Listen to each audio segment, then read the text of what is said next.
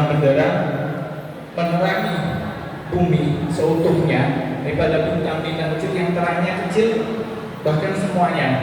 Karena orang yang berilmu itu, dia tidak hanya berilmu dirinya sendiri. Ketika beribadah, dia akan beribadah efisien, yang tenaganya lebih sedikit daripada orang yang beribadah saja tanpa ilmu.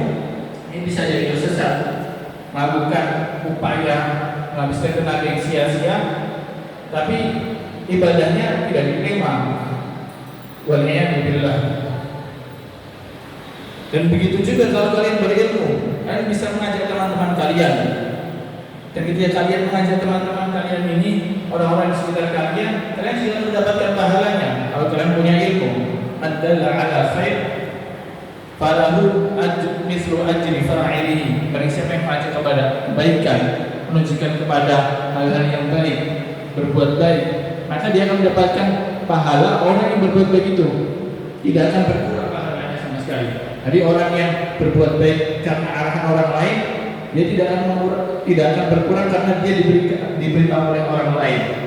Ini semakin tidak punya ilmu, karena akan beribadah dengan lebih baik. Kalian akan mengajak orang lain dapat pahala lagi. Dan itu tidak hanya ilmu hal-hal dasar saja. Jadi kalau kita mau sukses dunia dan akhirat, man arada dunya fa alaihi bil ilm, wa man arada al akhirah fa alaihi bil ilm, wa man arada huma fa alaihi bil ilm. Dan siapa yang mendapatkan dunia, dan siapa yang mendapatkan akhirat, maka dia harus pakai ilmu. Ilmu apa saja? Ilmu tentang agama agar sukses di akhirat, agar beribadah dengan benar. Tahu ilmu tentang dunia, bagaimana berbisnis dengan benar, bagaimana dalam kedokteran atau dalam hal hukum dan sebagainya.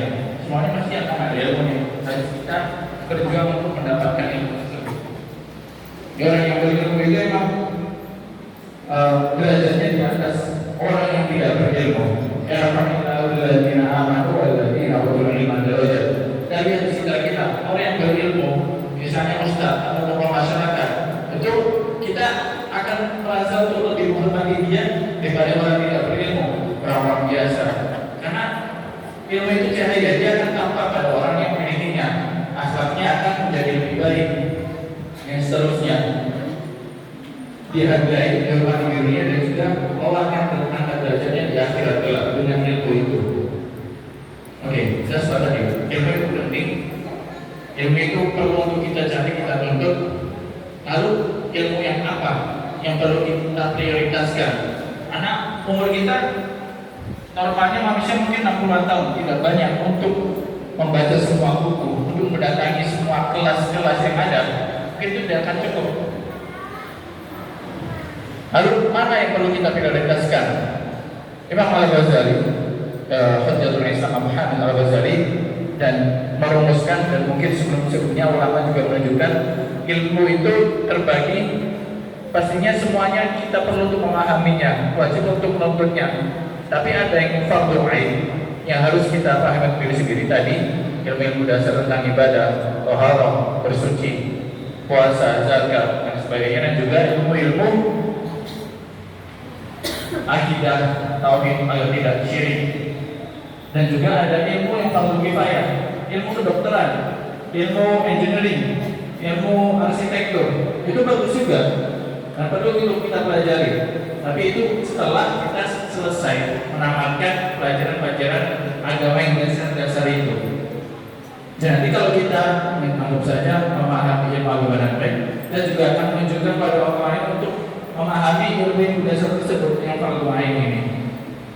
Yang penting tentang Al-Quran, bagaimana membaca Al-Quran dengan baik dan benar. Oke, selanjutnya ilmu itu wajib kita tuntut, ilmu agama itu yang menjadi prioritas. Yang ketiga, di mana kita harus belajar ini? Sebenarnya banyak tempatnya. Sekarang dengan maju teknologi, kalian bisa belajar di YouTube, kalian bisa membaca postingan-postingan di Instagram, kalian bisa mendatangi ceramah-ceramah, mendengarkan khutbah Jumat, itu semuanya juga ilmu. Tapi tentang apa prioritasnya, kenapa kita harus misalnya kenapa ke Timur Tengah, merantau. Itu ada berbagai macam faedah lain yang kita dapatkan kalau kita ke Timur Tengah atau bersafar merantau. Kalau di Quran disebutkan fa'idha qudiyatis sholatu fantashiru fil ardh. Jika selesai beribadah, selesai sholat, maka menyebarlah di muka bumi, merantaulah, mencari ilmu, mencari pekerjaan.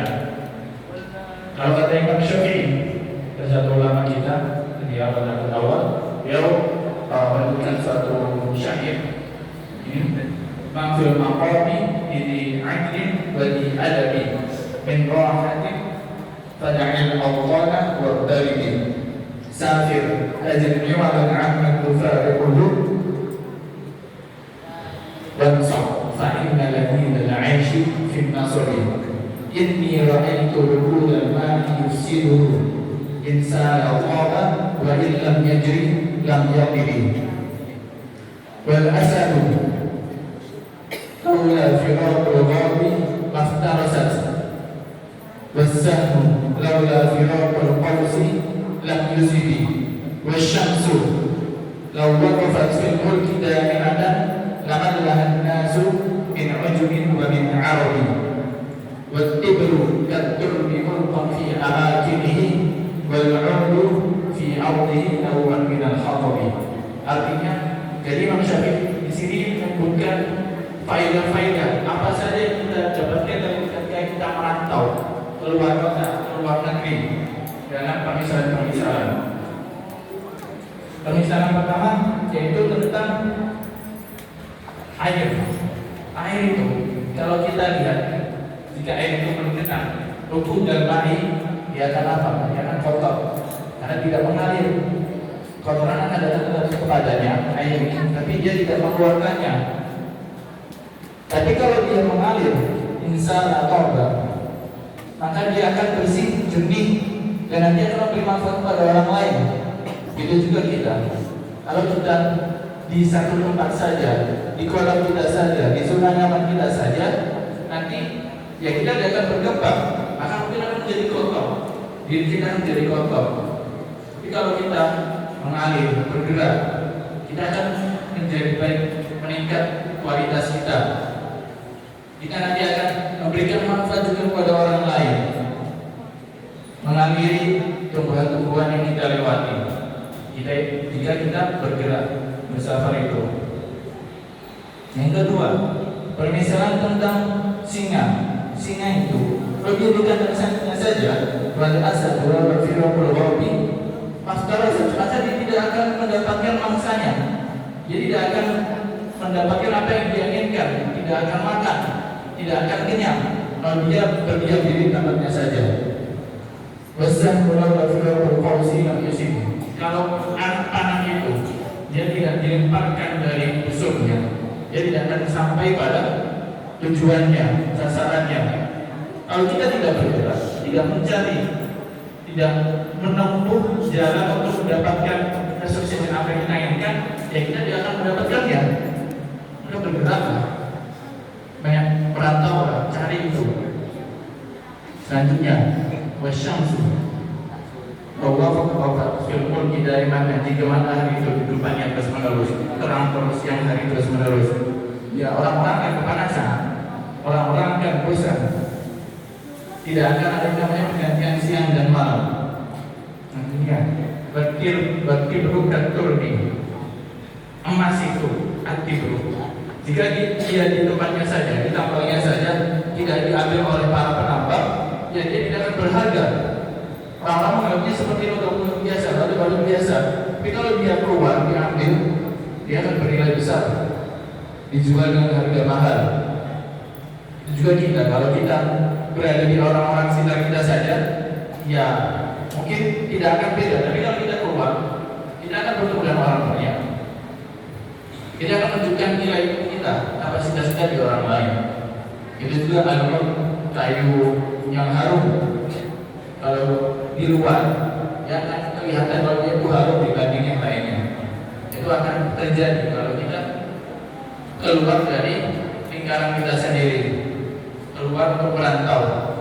Karena nanti kalau kita keluar negeri misalnya, seperti yang saya rasakan, dan bertemu dengan orang yang banyak, berbagai macam orang dan berbagai karakter. Kita akan bisa berlapang dada mengetahui karakter orang lain dan memahami karakter perilaku orang lain ini. Kita bisa mengaktifasi diri kita, membentuk mental kita.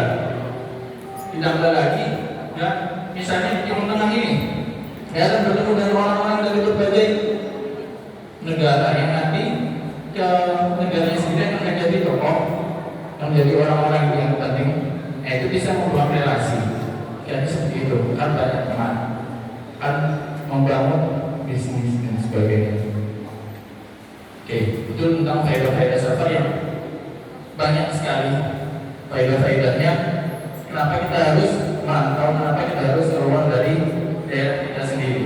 Ya misalnya di Lamongan saja, mungkin di Jawa saja, keluar cari tantangan itu. Oke, di sana saja kita lanjut ke penjelasan tentang Muhammadiyah di Arab Saudi dan bagaimana kita bisa melanjutkan studi di Arab Saudi. Oke, monggo.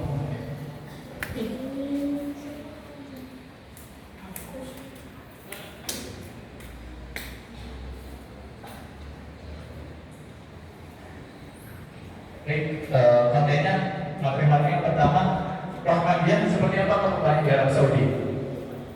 Terus kenapa Arab Saudi? Banyak kan pilihan di mana kita harus rantau seperti yang dijelaskan tadi Pak Kusumala. Misalnya sudah ada orang babat dari SMK Muhammadiyah yang bisa ke Jepang. Bisa saja kalau ke Jepang nggak masalah. Tapi karena saya dari Arab Saudi, saya menjelaskan kenapa harus pilih Arab Saudi.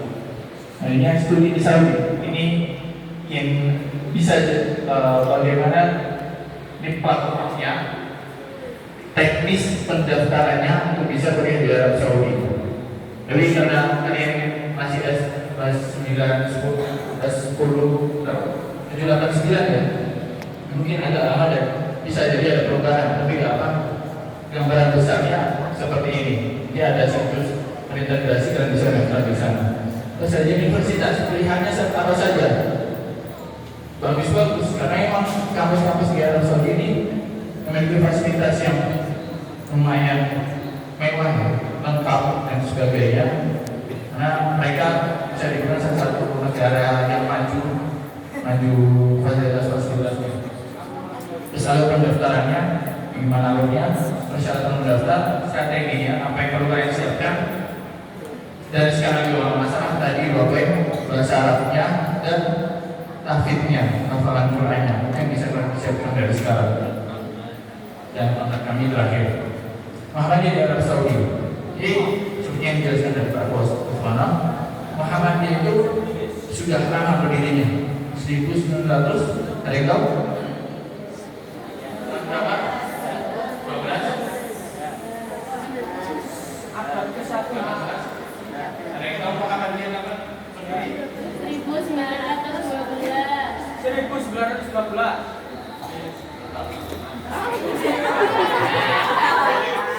Di pendirinya sudah sahabat lebih.